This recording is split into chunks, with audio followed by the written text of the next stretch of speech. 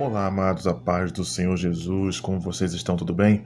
Trazendo aqui mais uma dica de leitura para vocês aqui, uma obra um tanto antiga, mas é sempre oportuno trazer, sempre vai cair numa hora certa trazer uma obra com o conteúdo e com a contribuição teológica que essa obra aqui foi produzida. Essa obra aqui é uma obra que é uma reedição, tá? Eu vou mostrar para vocês aqui. Essa obra aqui, ó, que é O Julgamento. Por causa da luz aqui, ó, a letra é bem prateada, não dá para ver agora sim. O Julgamento e a Morte de Jesus. Essa obra aqui, edição completa de O Julgamento de Jesus, o Nazareno, está aparecendo aqui na tela para vocês aqui. Essa aqui é a edição antiga que está aparecendo na tela. Essa aqui é uma edição mais completa, tem mais apêndice, mais um conteúdo complementar. Aqui, ó, essa aqui é a segunda edição, editora Imago. Mais uma obra, essa coleção aqui, ó, Bereshit. Tem várias obras sensacionais. O autor é o Chaim Cohn, né, que é um autor alemão, estudioso aí dos estudos rabínicos, né, erudito na área aí de hebraísmo, tá? Formado também em Jerusalém. Daqui a pouco eu vou ler um pouquinho aqui da formação teológica dele. Antes, dá aquele like lá, curtir o nosso canal. Você que não é inscrito, se inscreva no nosso canal, faça parte desse projeto e ajuda a gente a alavancar o nosso trabalho, nos nossos vídeos, né? Você pode divulgar aí nos grupos que você faz parte, seja no Facebook, no Telegram, no Instagram, no WhatsApp, ou no grupo de teologia da sua igreja, pessoas que você conhece, que gostam de estudos teológicos, que são curiosos e que gostam de estudar realmente a teologia bíblica, tá bom? Lembrando também, aciona o sininho das notificações. Você vai apertar, vai abrir aquelas 3 opções. A primeira opção, todas. Não esqueça, aperta para não perder nenhum conteúdo no canal. Vai estar sempre atualizado. Por quê? Porque o YouTube tem desativado muitas inscrições e muitas pessoas não têm acompanhado o conteúdo que tem chegado, não só no nosso canal, né? Mas em todos os canais que vocês são inscritos aí, sempre prestando atenção nesse detalhe. Tá bom? E não posso esquecer também do Instagram, né? Segue a gente lá. Tem sempre coisa nova que tá colocando, coisas que às vezes não vêm pro canal. Só seguir a gente lá, Hora_Teológica. Vem com a gente, vamos lá, começar. Deixa eu trazer para vocês aqui uma obra que eu até peguei num acervo, né? Que é uma obra difícil de encontrar. Eu vou deixar aqui o link abaixo do vídeo, o link na descrição, como vocês podem conseguir. Aqui, ó. Deixa eu baixar aqui o vídeo, a câmera aqui, para ficar mais fácil de acompanhar. Aqui, irmãos, sobre o autor, quem ele é. Chaim Cohn nasceu em Lübeck, na Alemanha, em 1911. Graduou-se pelo Heinrich Herzgymnasium de Hamburgo em 1929 até 1930. Estudou ciências humanas, filosofia e línguas semíticas na Universidade de Munique. Em 1930 foi para a Palestina e cursou estudos rabínicos em... Aqui, ó. Yeshivat Meharz Harav, bem como estudo judaico na Universidade Hebraica de Jerusalém. Retornou para a Alemanha em 1932 para estudar direito, mas com a ascensão do regime hitlerista, né, em 1933, voltou à Palestina. Em 1987, graduou-se pela Palestine Government Law School e foi chamado para o Bar of Palestine. É um pouco da graduação dele aqui, que é sensacional. Aqui você tem a coleção Bereshit, algumas obras, né? Judaísmo e Modernidade, Jesus dentro do Judaísmo, Moisés de Freud, Anjos Necessários. Essa obra aqui, irmãos, ela tem 437 páginas até aqui. Bota aí 438, 39 páginas. O sumário aqui, a obra tem algumas marcações, né? A gente pegou assim porque não atrapalha na leitura e até complementa algumas coisas que a gente precisa estar levantando para trazer para vocês. Aqui você tem a introdução, parte 1, a dramatis personae, os personagens romanos, os principais sacerdotes, anciãos, escribas e todo o conselho. 3, Jesus. Parte 2, o que pode realmente ter ocorrido. Aí tem a prisão, na casa do sumo sacerdote, o julgamento, a flagelação, a crucificação.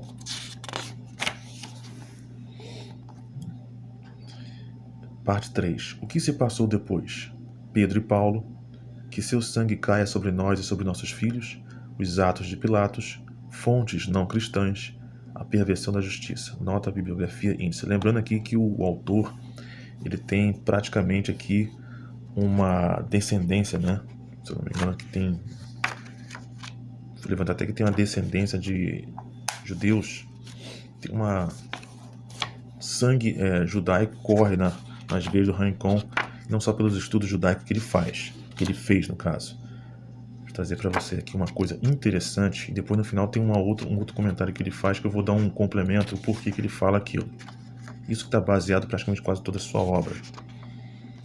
Aqui, ó, página 118. Ele está tratando aqui sobre a casa do sumo sacerdote, onde Jesus foi levado antes de ser levado a Pilatos, como ocorreu lá. Dentre os estudiosos que sustentam que Jesus foi julgado e sentenciado pelo Sinédrio, alguns pensam que ele foi julgado 2 vezes. Isto é, primeiro num julgamento religioso, diante do tribunal, e depois num julgamento político diante do governador romano. Outros que o julgamento diante do Sinédrio foi o único julgamento real, e que então os judeus desejaram do governador que executasse a sentença capital. Ou seja, ele foi já pré-programado a ser sentenciado depois do julgamento por Anás e Caifás, né?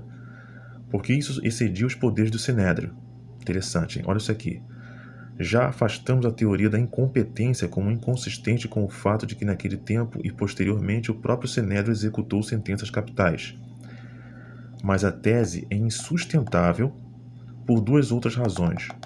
Uma de natureza legal e outra de natureza política. Por uma questão legal, o modo de punição prescrito nas Escrituras, apedrejar, queimar ou chacinar, não podia ser substituído por um modo não autorizado e estrangeiro de execução, ou seja, crucificação. Não era possível que o Sinédrio sentenciasse execução por crucificação, sendo que a crucificação era um ato de execução já praticado por outra nação, no caso Roma.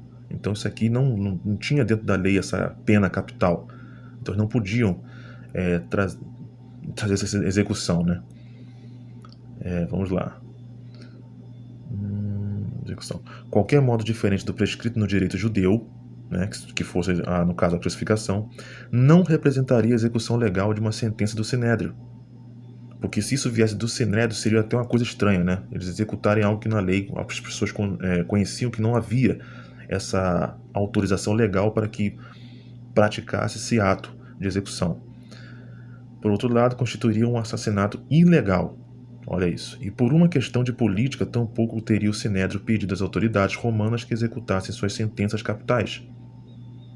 No caso, queimar, chacinar e apedrejar. Se fosse para punir por esses tipos de execuções, o Sinédrio não teria que passar isso para Roma fazer isso. Nem teriam os romanos concordado com isso. Como vimos, o Sinédrio só exercia jurisdição capital no caso dos judeus, não sendo concebível que um judeu fosse entregue por um tribunal judeu ao inimigo romano. Qualquer que fosse o crime, o Sinédrio teria antes de se abstido de decretar sentenças capitais a vê-las executadas por um adversário odioso, de um modo incompatível com a lei judia, que repugnava o sentimento judeu. Lembrando que Jesus ali, de um certo modo, eles levantaram a sentença de que, no caso, como se fala? Estavam dizendo ali, né, que Jesus estava se intitulando rei. Então, no caso, por que Roma traria uma execução da pior possível, de crucificação como a pior humilhação? Porque aquele que se levantasse como rei naquele povo poderia incitar o povo contra o próprio governo ali, predominante, de Roma, e se diria com o mesmo poder de César ali, né, no caso. Então, a única forma de incitar os romanos a levarem uma punição mais abrangente e a pior possível seria colocar Jesus num âmbito de inimigo político, né? E depois, lá na frente, deixa eu ver aqui rapidamente, onde é que está essa parte? Espera aí. Tem uma outra coisa muito interessante que ele vai falar. Perversão da justiça. Página 337. Aqui, ó. Essa parte aqui. Não é nosso propósito investigar de um ponto de vista teológico os fenômenos cristãos de calúnia e de tormento contra judeus. A discrepância é extremamente óbvia entre as pregações de Jesus, Mateus 5,44, o ensinamento de Paulo, Romanos 9,11, e a prática cristã através dos tempos, levantou problemas que não nos cabe resolver, mas é apenas equitativo reconhecer nesse contexto os notáveis e impressionantes esforços ecumênicos dos tempos recentes por parte tanto da teologia católica como protestante, para retificar algumas das imemoriais tolices que foram santificadas. Vou falar o que ele vai dizer aqui. E mesmo incluída na liturgia, o Segundo Concílio do Vaticano, em sua sessão de 65, declarou que as autoridades judias e os que seguiam sua orientação pressionaram para que Cristo fosse morto. Contudo, o que ocorreu em sua paixão não pode ser atribuído a todos os judeus. Olha esse detalhe. Sem distinção, que viviam na época, nem aos judeus de hoje. Mesmo este decreto mínimo e com feito subtendido suscitou considerável oposição, o que contribuiu para mostrar quão profundamente enraizados são estes preconceitos. O decreto implica que não pode haver ou não deve haver, por enquanto, qualquer mudança na crença fundamental de que as autoridades judias em Jerusalém, no dia da crucificação, foram de fato responsáveis pelo assassinato de Jesus. Uma implicação que não apenas perpetua os erros fatais e as deturpações de tempos lidos, mas também deixa intacta a base emocional e a justificação pseudoética e pseudo-teológica para o preconceito e a animosidade tradicionais contra os judeus. Todo o contexto da obra, o Rincon vai sustentar que os judeus não são culpados. Tá? Parte da obra aqui ele vai dizer que os judeus aqui, no caso o Sinédrio, olha bem isso, ele vai levantar a questão de que o Sinédrio ali levou Jesus para se explicar na questão de eles poderem levantar um argumento para defendê-lo, ou seja, Jesus como se fosse se desculpar de tudo que havia feito para não ter que levar essa sentença adiante para Roma, porque na verdade eles queriam defender Jesus. Eu acho meio difícil, né? Na visão do autor, que ele vai dar os seus argumentos e vai questionar essa questão da própria igreja, né? Ter colocado isso dentro da liturgia, nos ensinamentos, que os judeus, aí no caso generalizado, que os judeus, a nação judaica, é culpada pela morte de Jesus. Lembrando que aqui nem todo o povo estava a favor, e lembrando que alguns foram persuadidos, né?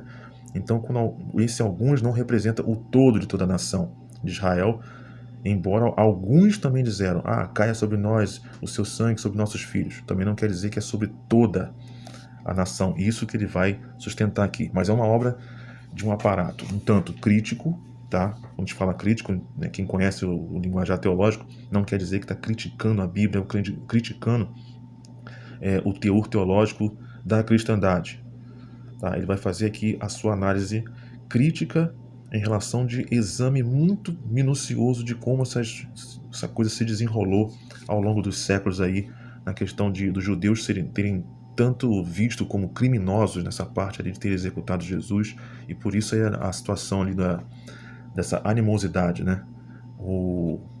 Isso vai até reverberar até mesmo na leitura de Lutero. Aí, irmãos, mais uma obra para vocês aí, uma obra para quem não é iniciante, né? Para quem está avançado no seu estudo teológico, fica aí a dica aí. O Julgamento e a Morte de Jesus, do Rincon, editora Imago, tá bom? Muito obrigado por ter ficado com a gente até agora, Deus abençoe e até o próximo vídeo.